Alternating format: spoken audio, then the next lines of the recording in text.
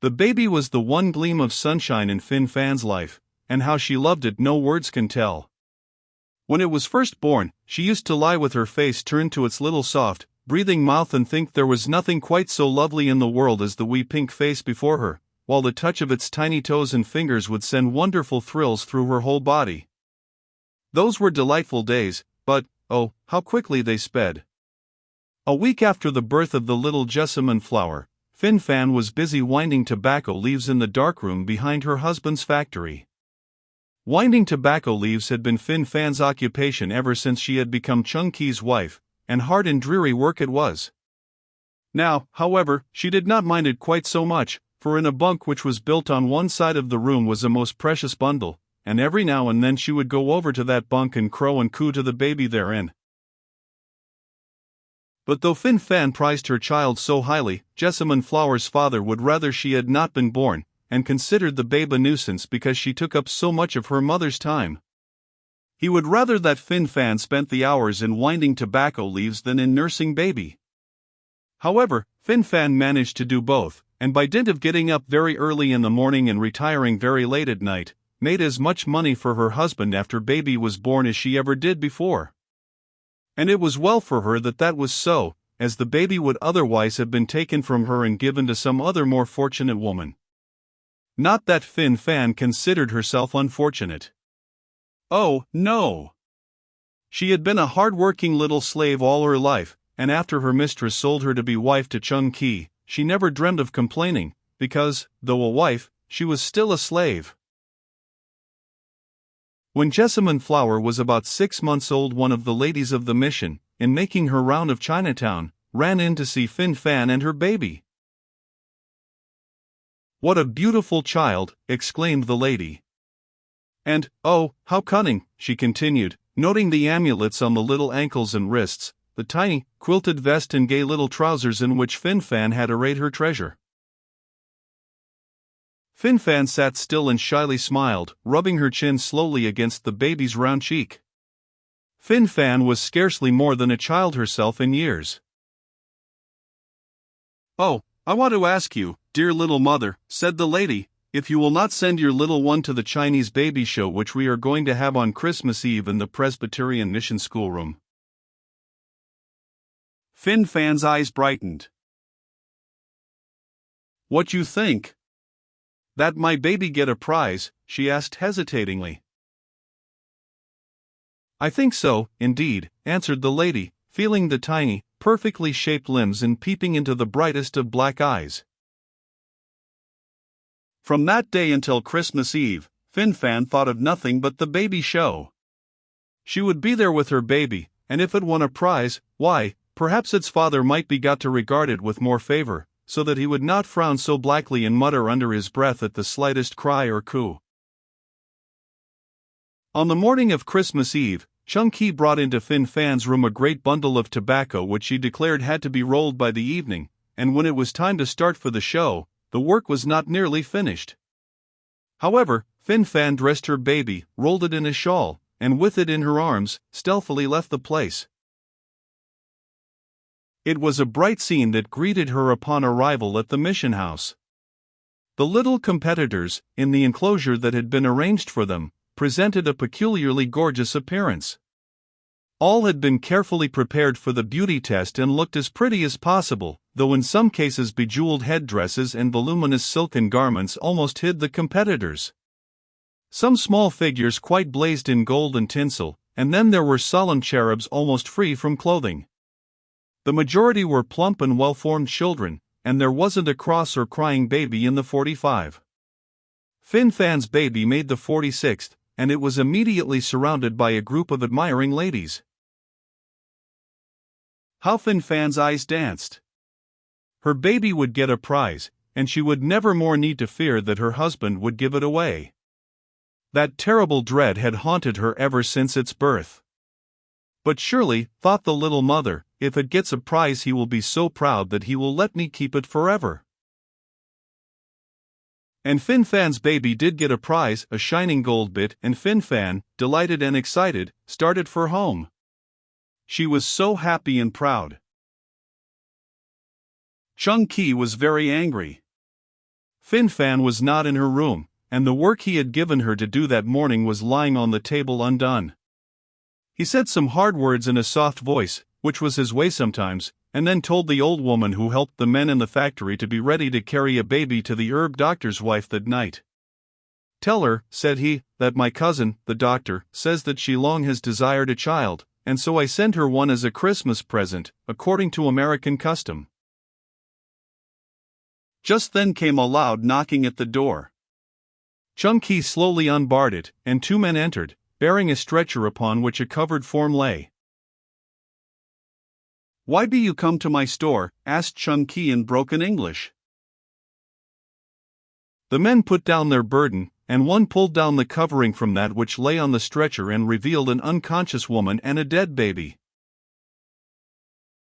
It was on Jackson Street. The woman was trying to run with the baby in her arms, and just as she reached the crossing a butcher's cart came around the corner. "Some Chinese who knows you advised me to bring them here." "Your wife and child, eh?"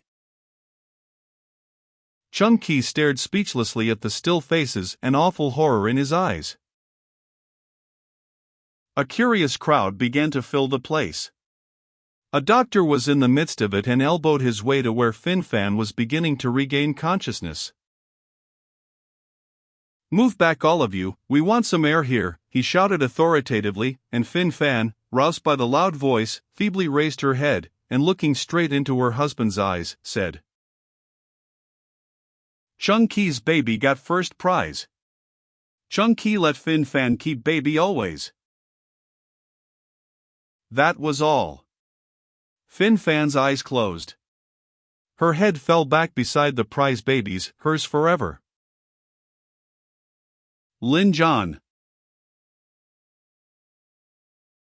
It was New Year's Eve. Lin John mused over the brightly burning fire. Through the beams of the roof the stars shone, far away in the deep night sky they shone down upon him, and he felt their beauty, though he had no words for it. The long braid which was wound around his head lazily uncoiled and fell down his back, his smooth young face was placid and content.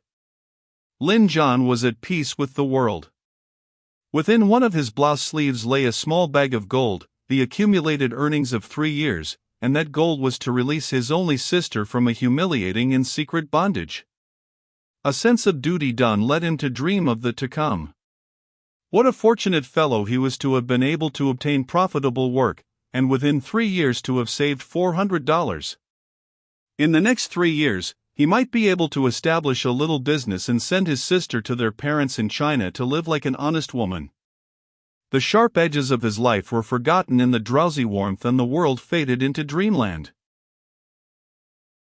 The latch was softly lifted. With stealthy step a woman approached the boy and knelt beside him. By the flickering gleam of the dying fire she found that for which she searched, and hiding it in her breast swiftly and noiselessly withdrew. Lin John arose. His spirits were light, and so were his sleeves. He reached for his bowl of rice, then set it down, and suddenly his chopsticks clattered on the floor. With hands thrust into his blouse he felt for what was not there. Thus, with bewildered eyes for a few moments. Then he uttered a low cry and his face became old and gray. A large apartment, richly carpeted, furniture of dark and valuable wood artistically carved, ceiling decorated with beautiful Chinese ornaments and gold incense burners, walls hung from top to bottom with long bamboo panels covered with silk, on which were printed Chinese characters, tropical plants, on stands, heavy curtains draped over windows. This, in the heart of Chinatown.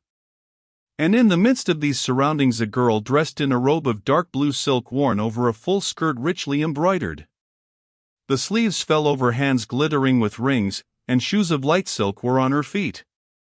Her hair was ornamented with flowers made of jewels, she wore 3 or 4 pairs of bracelets, her jewel earrings were over an inch long. The girl was fair to see in that her face was smooth and oval, eyes long and dark, mouth small and round, hair of jetty hue, and figure petite and graceful. Hanging over a chair by her side was a sealskin sacque, such as is worn by fashionable American women.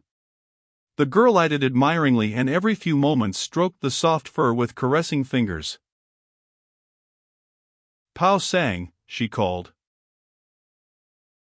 A curtain was pushed aside and a heavy, broad-faced Chinese woman in blouse and trousers of black sateen stood revealed. "Look," said the beauty. "I have a cloak like the American ladies. Is it not fine?" Pao sang nodded. "I wonder at Moi Loi," said she. "He is not in favor with the gambling cash tiger and is losing money.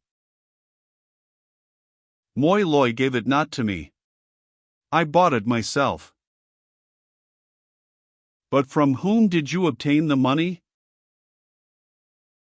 If I let out a secret, will you lock it up?" Pao Seng smiled grimly, and her companion, sidling closer to her, said, "I took the money from my brother. It was my money. For years he had been working to make it for me, and last week he told me that he had saved $400 to pay to Moi Loi, so that I might be free. Now, what do I want to be free for? To be poor? To have no one to buy me good dinners and pretty things, to be gay no more?" Lin John meant well, but he knows little. "As to me, I wanted a sealskin sacque like the fine American ladies. So 2 moons gone by I stole away to the country and found him asleep. I did not awaken him, and for the first day of the new year I had this cloak. See? Heaven frowns on me," said Lin John sadly, speaking to Moi Loi. "I made the money with which to redeem my sister and I have lost it. I grieve, and I would have you say to her that for her sake, I will engage myself laboriously and conform to virtue till 3 more New Years have grown old, and that though I merit blame for my carelessness, yet I am faithful unto her." And with his spade over his shoulder he shuffled away from a house, from an upper window of which a woman looked down and under her breath called "Fool." Tian Shan's kindred spirit. Had Tian Shan been an American and China to him a forbidden country, his daring exploits and thrilling adventures would have furnished inspiration for many a newspaper and magazine article, novel, and short story. As a hero, he would certainly have far outshone Dewey, Peary, or Cook. Being, however, a Chinese, and the forbidden country America, he was simply recorded by the American press as a wily Oriental, who, by ways that are dark and tricks that are vain, is eluding the vigilance of our brave customs officers. As to his experiences, the only one who took any particular interest in them was Fin Fan. Fin Fan was Tian Shan's kindred spirit. She was the daughter of a Canadian Chinese storekeeper and the object of much concern to both Protestant mission ladies and good Catholic sisters. "I like learn talk and dress like you," she would respond to attempts to bring her into the folds, "but I not want think like you. Too much discuss." And when it was urged upon her that her father was a convert, the mission ladies declaring, to the Protestant faith, and the nuns, to the Catholic, she would calmly answer, "That so? Well, I not my father. Beside I think my father just say he Catholic, or Protestant, for sake of be amiable to you. He good-natured man and want to please you." This independent and original stand led Fin Fan to live, as it were, in an atmosphere of outlawry even amongst her own countrywomen, for all proper Chinese females in Canada and America, unless their husbands are men of influence in their own country, conform upon request to the religion of the women of the white race. Fin Fan sat on her father's doorstep amusing herself with a ball of yarn and a kitten. She was a pretty girl, with the delicate features, long slanting eyes, and pouting mouth of the women of Soochow, to which province her dead mother had belonged. Tian Shan came along. "Will you come for a walk around the mountain?" asked he. "I don't know," answered Fin Fan. "Do," he urged.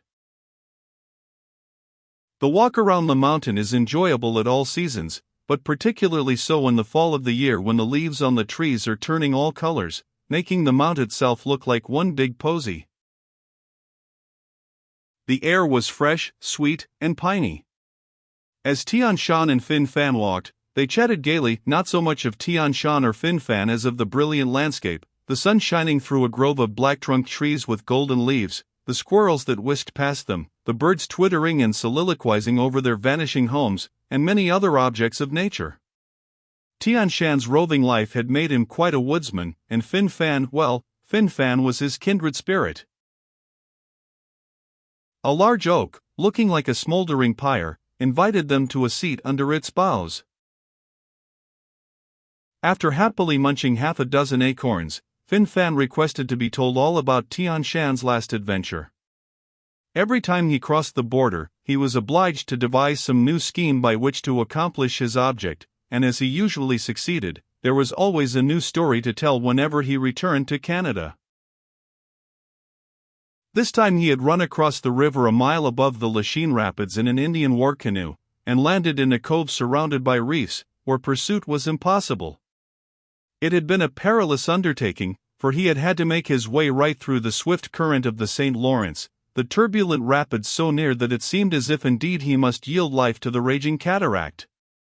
But with indomitable courage he had forged ahead, the canoe, with every plunge of his paddles, rising on the swells and cutting through the whitecaps, until at last he reached the shore for which he had risked so much. Fin Fan was thoughtful for a few moments after listening to his narration. "Why," she queried at last, "when you can make so much more money in the States than in Canada, do you come so often to this side and endanger your life as you do when returning?" Tian Shan was puzzled himself. He was not accustomed to analyzing the motives for his actions. Seeing that he remained silent, Fin Fan went on. "I think," said she, "that it is very foolish of you to keep running backwards and forwards from one country to another, wasting your time and accomplishing nothing."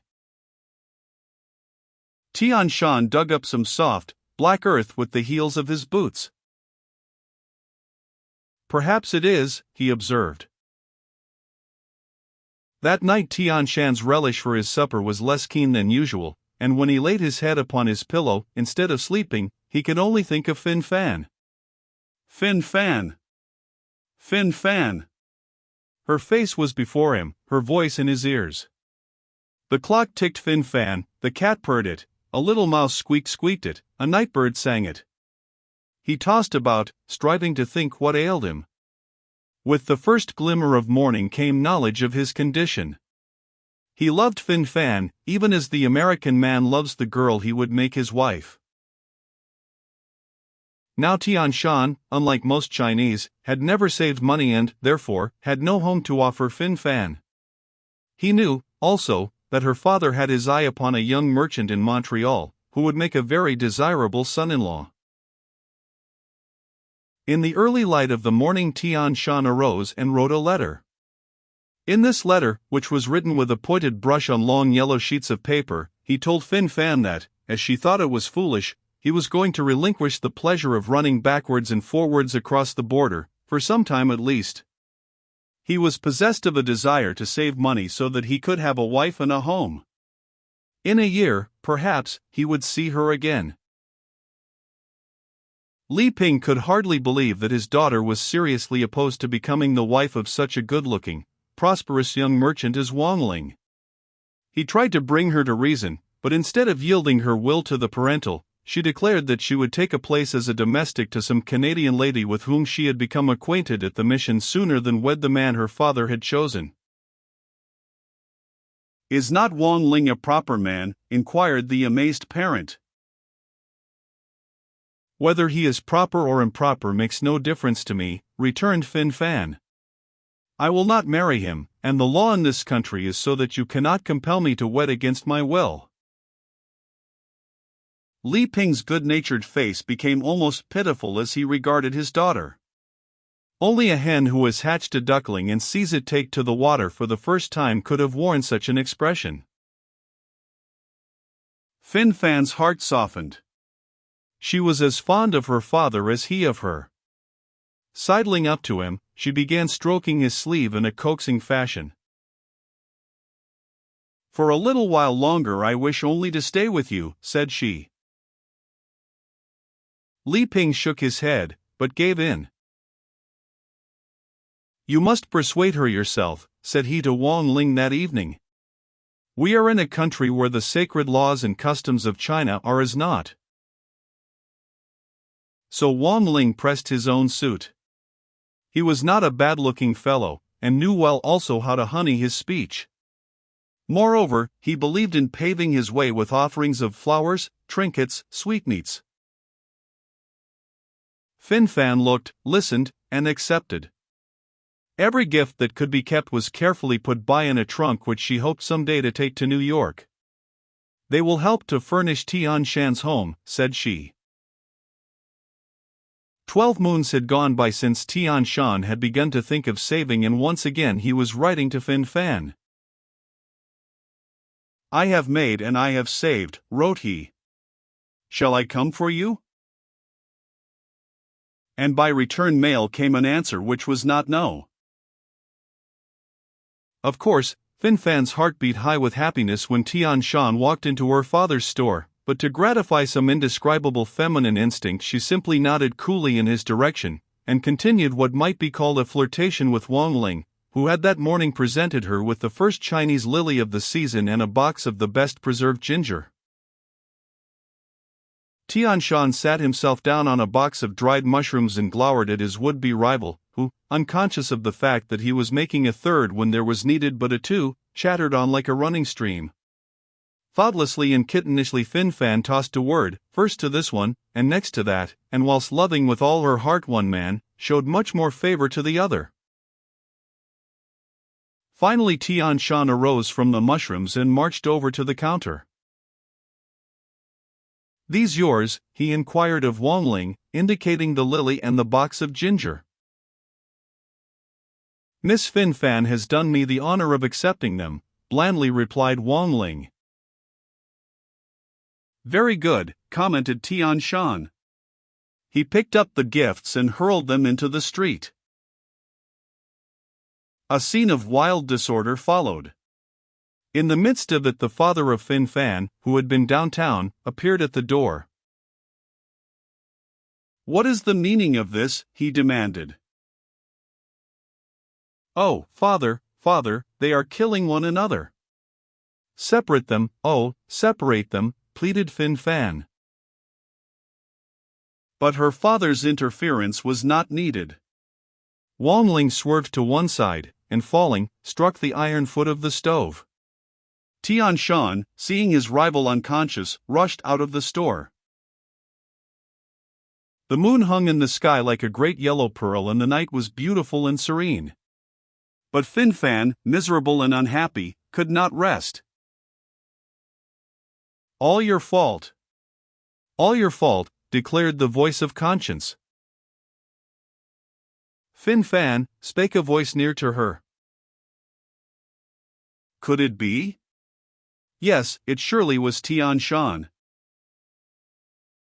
She could not refrain from a little scream. "SH! SH!" bade Tian Shan. Is he dead? No, replied Fin Fan, he is very sick, but he will recover. I might have been a murderer, mused Tian Shan. As it is, I am liable to arrest and imprisonment for years. I am the cause of all the trouble, wept Fin Fan. Tian Shan patted her shoulder in an attempt at consolation, but a sudden footfall caused her to start away from him. They are hunting you, she cried. Go! Go! And Tian Shan, casting upon her one long farewell look, strode with rapid steps away. Poor Fin Fan! She had indeed lost everyone, and added to that shame, was the secret sorrow and remorse of her own heart. All the hopes and the dreams which had filled the year that was gone were now as naught, and he, around whom they had been woven, was, because of her, a fugitive from justice, even in Canada. One day she picked up an American newspaper which a customer had left on the counter, and, more as a habit than for any other reason, began spelling out the paragraphs. A Chinese, who has been unlawfully breathing United States air for several years, was captured last night crossing the border, a feat which he is said to have successfully accomplished more than a dozen times during the last few years. His name is Tian Shan, and there is no doubt whatever that he will be deported to China as soon as the necessary papers can be made out. Fin Fan lifted her head. Fresh air and light had come into her soul. Her eyes sparkled. In the closet behind her hung a suit of her father's clothes. Fin Fan was a tall and well-developed young woman. "You are to have company," said the guard, pausing in front of Tian Shan's cage. "A boy without certificate was caught this morning by 2 of our men this side of Rouse's Point. He has been unable to give an account of himself, so we are putting him in here with you. You will probably take the trip to China together." Tian Shan continued reading a Chinese paper which he had been allowed to retain. He was not at all interested in the companion thrust upon him. He would have preferred to be left alone. The face of the absent one is so much easier conjured in silence and solitude. It was a foregone conclusion with Tian Shan that he would never again behold Fin Fan, and with true Chinese philosophy he had begun to reject realities and accept dreams as the stuff upon which to live. Life itself was hard, bitter, and disappointing. Only dreams are joyous and smiling. One star after another had appeared until the heavens were patterned with twinkling lights. Through his prison bars Tian Shan gazed solemnly upon the firmament. Someone touched his elbow. It was his fellow prisoner. So far the boy had not intruded himself, having curled himself up in a corner of the cell and slept soundly apparently, ever since his advent. "What do you want?" asked Tian Shan not unkindly. "To go to China with you and to be your wife," was the softly surprising reply. "Fin Fan!" exclaimed Tian Shan. "Fin Fan!" The boy pulled off his cap. "I," said he. "'Tis Fin Fan."